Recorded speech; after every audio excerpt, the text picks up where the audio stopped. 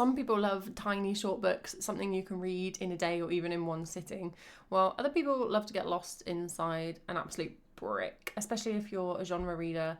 Maybe you just want to be lost in a world for days and days. And I found that some people who love a short book can't stand the idea of picking up a 1,000-page chunk. And maybe some people who love that huge expanse of world building and depth just don't get the point in reading something that's over in a couple of hours. Not to be pick-me about it, but I kind of love both. In fact, I find both a really short book and a really long book more exciting than your standard kind of 350-page book. Now, like most people who read quite a lot of books, my average page count probably falls somewhere in the 300s. Most books just are that length. But today I want to do Battle of the Sizes. I'm taking 5 of my favourite really short books and 5 of my favourite absolute chunks and pitting them against each other. I'll let you know a little bit what they're about and also what rating I gave them when I read them. So here's today's books. You can see I've got 5 of each. The 5 long books make it all the way up to here in the pile, and the 5 short books are just these little ones on top. These are all books I've read over, I'd say, the past 3 years. I haven't done anything scientific here. I haven't checked if these are the shortest books I've ever read. I haven't checked if they're definitely my highest rated short books. I looked at my shelves and I went, oh yeah, those are good. So these are the recommendations. If you like a little book and you haven't read one of these, then it might be a great pick for you. Or if you usually read something bigger, maybe you'll be tempted to check out A Little Adventure. First up is The Old Man and the Sea by Ernest Hemingway, a man known for sparing his words. This edition clocks in at just 109 pages, and they're not even very big pages. It's a story that takes place over only a few days, which is quite a contrast compared to some of the things we'll be checking out in the big part in a minute. Very much about a man and the sea, goes fishing, and Hemingway gets to tell us lots of his thoughts about masculinity. It's set in Cuba in the 50s, but it has a kind of timelessness to it. It's just talking about the relationship between men and the sea, men and animals, very much men, not people. And it's very simply written. It's very easy to read on a sentence by sentence level. And I gave it 4 stars. Next up, we've got The Buddha in the Attic by Julie Otsuka. I read this a few years ago and I remember reading it all in one day. It was captivating. It's the story of a group of young Japanese women in the early 20th century who come across from Japan to San Francisco to get married. And the experiences of Japanese people in the early 20th century in California, and racism and farming, and also the experience of being a woman in that position coming across to an unfamiliar land. And for such a short book, this covers quite a long period of time. It moves through these women's lives until you hit the Second World War. One of the distinctive things about The Buddha in the Attic is that it's told in the plural first person, so it's we. So you get different women's stories or different situations that different women find themselves in, different marriages, different jobs, different children, that kind of thing. But it is told through this collective we to emphasise this united experience, which I found actually prevented it ever feeling like there was this kind of single outsider woman in a community. It prevented you as the reader ever feeling like you were the white Californians. It kept that central focus on the Japanese women. This one is 129 pages and it moves with such momentum through these women's lives that it's a really quick read. And I gave it 5 stars. Next up is Claire Keegan's Small Things Like These. Everyone and their dog has talked about this book. I think it's just come out as a film, or it's just about to come out as a film, so they'll be banging on about it even more. It's a fantastic book. It's worth banging on about. This was shortlisted for the Booker Prize in 2022. I think I read it last year. This was absolutely another 5-star for me. It is set at Christmas, so if you want a not very festive read, this could be a good one for you. It's set in the 80s in Ireland. It's just about this guy called Bill. He's a coal merchant, just integrated in his local community. He's going around in the days before Christmas, getting his shopping done and making coal deliveries, just getting on with his life really. And that intersects with the Catholic Church and its treatment of young women. And he has to kind of get involved in these things that maybe he would have been more comfortable ignoring. And that kind of question of the moral responsibility to get involved in things that are going on in your community. It's beautifully told, very simple. Bill is very calm. I remember it being really pleasant to just actually spend that much time with him. He's got this real groundedness. I say spend that much time with him. It's 110 pages. Again, this was a one-day read for me. Very precisely written, very beautiful. And yeah, if you needed another person to be recommending this book, then there you go. Next up is We Have Always Lived in the Castle by Shirley Jackson. I've read this twice. I read it quite a few years ago and then I reread it this year. Upon the reread, I loved it. I had a great time. This is one of Jackson's most famous novels, a short gothic novel about 2 sisters who live in this kind of big creepy falling down gothic house on the edge of a town where they are complete pariahs, and about what has happened to their family in the past, how they end up to be living like this, and that strong bond of sisterhood, unhealthy but very compelling and actually quite like emotive codependency that they have.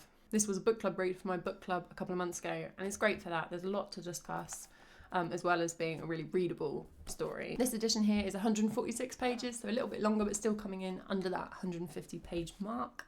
A bit gothic, a bit funny, a bit unsettling, and with some surprisingly sympathetic characters. This was 5-star for me as well. And the last of the short books to do battle today is Strange Weather in Tokyo by Hiromi Kawakami. This is translated Japanese fiction set in Tokyo. It's about a young woman, I think she's in her 30s, who lives quite a solitary, steady life in the city. She's not unhappy, but there's kind of this edge of wanting something else underneath it. I just flicked it open just now, trying to find something that summed up her character. And she's thinking about a wedding between her ex-boyfriend and her friend, and how she thought to herself that she would never be that in love. It just goes, I had a craving for an apple, so I took one from the basket. I tried to peel it the way my mother did. Partway round, the skin broke off. I suddenly burst into tears, which took me by surprise. I was cutting an apple, not chopping onions. Why should there be tears? There's this quiet unsettledness beneath her life, and then she meets up in a bar with her old teacher from when she was in high school, and they develop this friendship. It's based a lot around sake and mushroom foraging, and go on trips together, and it's a real combination between this very calm, slightly poetic scenes of mushrooms and so on, and then a real humanness to the characters who like screw up and argue with each other. For me, it had a real sweetness to it without ever being saccharine, a real romance to it while being rooted in the concerns and the complexities of the real world. The longest of the set, this one's 176 pages, but still pretty short. You'd get through this very quickly. It's a lot of dialogue, a lot of short, simple scenes, and I gave this one 4.5 stars. These are the 5 short books covering a whole span of different countries and topics, each of them a little bite, a little slice of somebody else's life, and each of them really gets to talk about something. I mean, especially these 3, We've Always Lived in the Castle, Small Things Like These, and The Buddha in the Attic, definitely have points that they're making that they really get across and develop within a short space. The 5 books altogether are 670 pages, so shorter altogether than some of the books over there, and I gave them an average of 4.7 stars. Now it's time for some absolute chunks. Again, these aren't the 5 longest books I've ever read, although it does include the longest book I've ever read. There are a couple of longer ones that I didn't like as much. These are 5 of the longest books that I've really liked, or 5 of my favourites of the longest books I've ever read, however you want to cut that.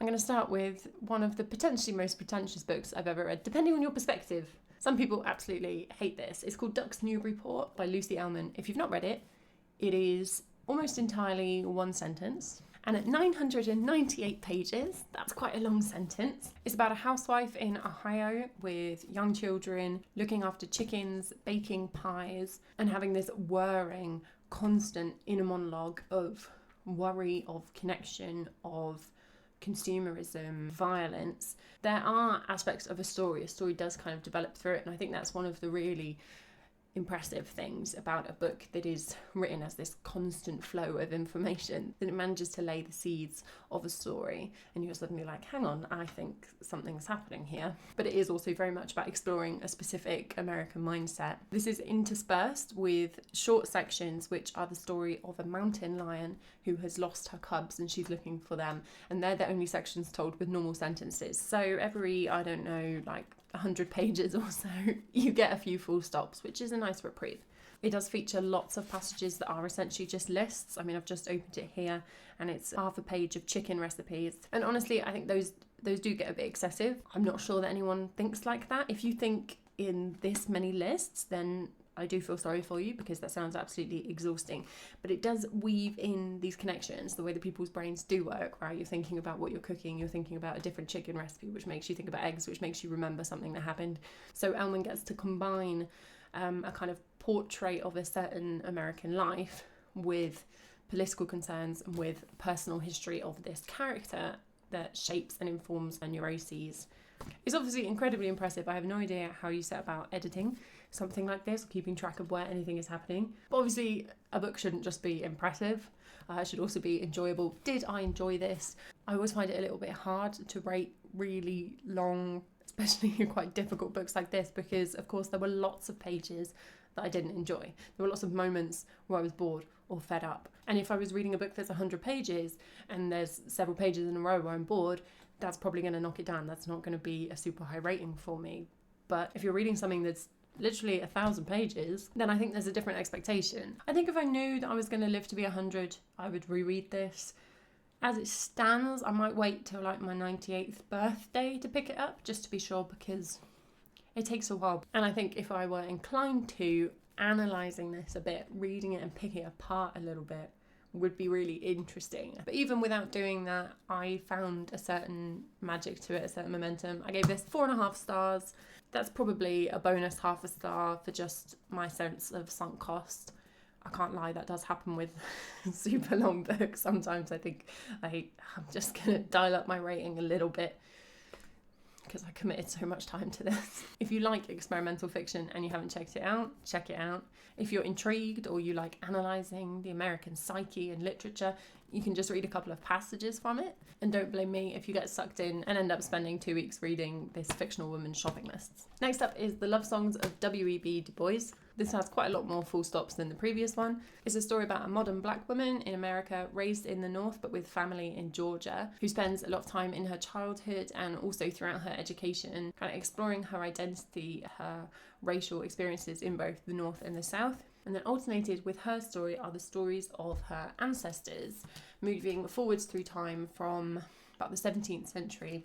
Actually, I don't have to say about anything, there's fully a list from the 18th century onwards. And these are black, white and indigenous ancestors with a whole range of different experiences. And as they get closer to the present day, it becomes clear how family histories of the 19th and early 20th centuries still shape the family's relationships and social connections. It's one of those books with a big old list of characters at the front, which is always, for me, it's a little bit overwhelming. It's like reassuring that you know that there's something to refer to, but I'm thinking, I don't really want to be referring back to something all the time. I want to just be able to follow the story. And I would say that definitely from about a quarter of the book onwards, that is very possible. At the beginning, I was referring back to try and figure out how people were connected. You could just go with it, but I'm not really a go with it kind of reader. This is 790 pages, so not as long as the previous one, but pretty long book. But it's written with no pretension. It's just telling a story, and it's doing a lot while it's telling that story, but it is absolutely a piece of storytelling first and foremost. I think of this one like a tapestry piece of writing, weaving in the different ancestor stories in order to create a fuller picture really of where our main characters come from, what has shaped her life and what she does and doesn't know. So the nice thing about this is that we sometimes know things that the characters don't know about their own ancestry, about their family connections and experiences. And I really enjoyed that. I think it was quite a playful way of storytelling. This does get heavy in some sections. There are sections relating to drug use and substance abuse, and there's quite a substantial section of the book discussing slavery and violence against children. So that is something to be aware of going in. But I don't think it's ever really misery for the sake of misery. Some of these plot points are about how traumas and stories echo through lives and through generations.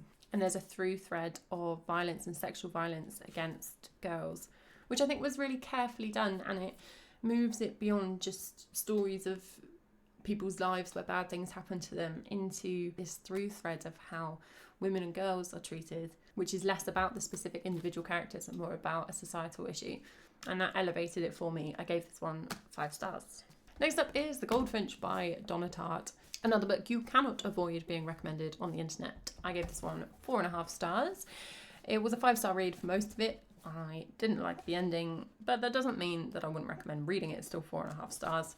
This is 864 pages. It's the story of a boy who is involved in a bombing at an art gallery where his mum dies. This all happens very much at the beginning of the book, and how that echoes down throughout his life. So he goes to live with friends, he goes to live with his dad in a different state. He meets different people than he would otherwise have met, some good influences, some bad influences. And he has this persistent connection to this piece of art, the Goldfinch, that was in the gallery when it was bombed. And I think in many ways it's a book about being miserable, about bad things happening to people, about sadness, and about the persistent desire people have to find beauty at the same time. But it's very much a story, and I kept reading it very much to find out what would happen to these characters and their relationships with each other. I think its themes are lightly painted right until the end, when they're unnecessarily spelled out on the page. A long book, it doesn't really feel that long. It feels more like a kind of 500-page book. Now, some would say that a 500-page book is quite long, but those people haven't met a suitable boy. Book number 4, A Suitable Boy by Vikram Seth. This is the longest book I've ever read. This edition is 1,474 pages. Pretty much double some of the other books I'm talking about today. 10 times as long as the short books. And this has pretty small font as well. I didn't want to Google how many words are in this book. I don't want to know. It's set in India just after its independence from Britain, and it's the story of a young woman and her mother who are searching for a suitable boy. So it's got this Austen-esque concern with society and suitors and suitability. Suitors and suitability. But it does a lot more than that as well, through other characters who are all interconnected. It's talking about the political state of affairs in India after independence. And it's a lot to do with tension between Hindu and Muslim politicians and just community members. I remember this so affectionately. But again, like I said with the first long book, did I enjoy every single page of this? Was I always racing through it? No, it's like 1,500 pages long. But I remember it so affectionately and so clearly, certain scenes, certain characters. Like, you spend a lot of time with these people if you're reading something this long. And I always want to reread this. Every autumn, I just get this urge to reread it, I think because I read it in autumn the first time. And I haven't reread it yet, obviously. But I do truly believe that I will one day. It's in many ways quite a serious book. It's dealing with big topics. It's dealing with these people's lives. It's dealing with racism, post-independence. It's dealing with lack of control that young women have over their lives in this time and place. But it's also got this lightness to it, which again is a bit like the love songs of W.E.B. Du Bois, in that it is very aware that it's telling a story. So each part in the book has a little couplet that describes it, almost like a Winnie the Pooh story, right? Where at the beginning of each chapter, it tells you what's going to happen in the chapter. Browsing through books, two students meet one day. A mother mopes, a medal melts away. The book opens with a dedication in the form of a poem where Seth acknowledges that this is a really heavy book. He literally thanks the reader for not sparing their own wrists. And I think that love for obvious storytelling sings through the book. And so that reading it is an act of enjoying the lives of these people and caring about these characters, and also an act of just enjoying being told a huge story. You don't have to make the story yourself. You're just the recipient, right? You're being given this massive tale. Now, I read this just before I started rating and reviewing all my books, which I do over on Instagram, link underneath. This was a couple of months before that, so I've never given it an official rating. It's not in my stats anywhere. But I don't think I'm being too rose-tinted when I say that I would give this a 5. It's not that I loved every second of it, but it's that there's nothing else I could ask it to do. It is entire in itself, and I had a great time spending time with it. So that's the real challenge. The longest book of the video today, if anyone wants to read 1,500 pages. And then finally, I've got the book Kristin Lavransdatter by Sigrid Undset. This was originally published as 3 books, but this is all of them compiled into one. And they very much do read as one book. I suspect that being published as 3 was just a publishing decision because it's so long. This is 1,124 pages. It's set in medieval Norway, and it's about a woman called Kristin Lavransdatter from her childhood through to her older age. She's a relatively highborn woman. She has lots of connections with important people. She marries quite an important man, but in many ways her life is not happy. It does not always go to plan. And she lives in a time period where there's an ongoing conflict between traditional Norwegian culture and Christianity, which is relatively new, coming in at the period in the 1300s, and that affects the politics and culture around her, and it affects her own view of herself and what she should and shouldn't do. It's got this saga feel in that there's a large supporting cast, and it tells you things like so-and-so belongs to this lineage, the sons of so-and-so, which started with a certain so-and-so, the Earl of here, and this and that, and he had 7 daughters, and blah, blah, blah, blah, blah. But Kristin is always at the heart of it. It never really leaves her. And I read this, I think, 6 years ago, and in a way it hasn't left me either. There's a real kind of injustice in some of the ways that Kristin's treated, and also in some of the ways she thinks about herself. And there's a violence and a loss underneath this society due to what illness can do in the time period, but due also to fighting due to capital punishment, due to how often children die. It's got this constant edge, kind of in a way that something like Game of Thrones has, this medieval insecurity, like a complex society that is in some ways quite familiar. There's a lot of politics, religion, interpersonal relationships, economic concerns, and at the same time this quite strange to many of us constant underlying threat of death, physical violence and damnation. So if you really want to get lost in a world, that kind of deep world building, this is a great one for that. I can't even imagine how much work and research this was to do, but it's not one of those historical fiction books that comes across as someone who's done a lot of research and really needs to get it on the page. So every so often you get 4 pages of description about how to build a boat. It doesn't do that at all. It just brings you into the world with enough information for you to be there, but no more than that. And although I have to say that I have no immediate plans to reread this, I do still think about it regularly. Again, I read this before I rated books, so it's a retroactive rating. I think if I'd rated books at the time, I probably would have given it a 4. And the reason it wouldn't be higher is really just the density. I do wonder if I read it now or in the future. I've read a lot in the intervening 6 years. I might actually rate it a bit higher. Altogether, these 5 big books come to 5,250 pages, so nearly 10 times the length of the 5 small books, and an average rating of 4.6, so just a tiny bit lower than those 5 short books. So if I was doing a kind of numerical comparison, I'd say that the short books have to win, but I don't think that's true for me. Like I said at the beginning, I enjoy both really little books and really long books. All 10 of these are books I would recommend, and I would, in theory, reread, although just time-wise, some of these are a little bit ambitious. But I do have a soft spot for this huge stack. And I think it's because those short books, even the ones that I think were just fantastic, like Small Things Like These or We Have Always Lived in the Castle, they're a wonderful way to spend a few hours or a couple of days with those characters. And they're perfect at that. It's like no notes. But I can never forget that it's a book. I'm just reading a little snapshot of something. Whereas some of these, especially I'd say A Suitable Boy and Kristin Lavransdatter, don't really feel like fiction to me.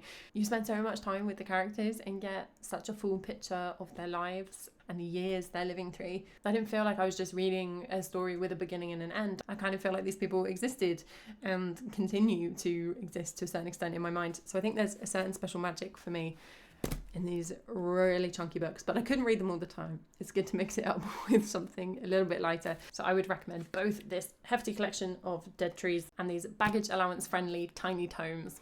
Between the minuscule and the mighty, I hope there was something there that piqued your interest. If you're someone who wants to explore a different style of writing, or maybe someone who reads a lot of non-fiction who wants to read more fiction, short books like this can be a great little snapshot. Or maybe if you're someone who reads a lot of high fantasy, books that tend to be long and develop a lot of world building, some of these literary fiction bad boys might be for you. Let me know if you prefer large or little in the comments down below.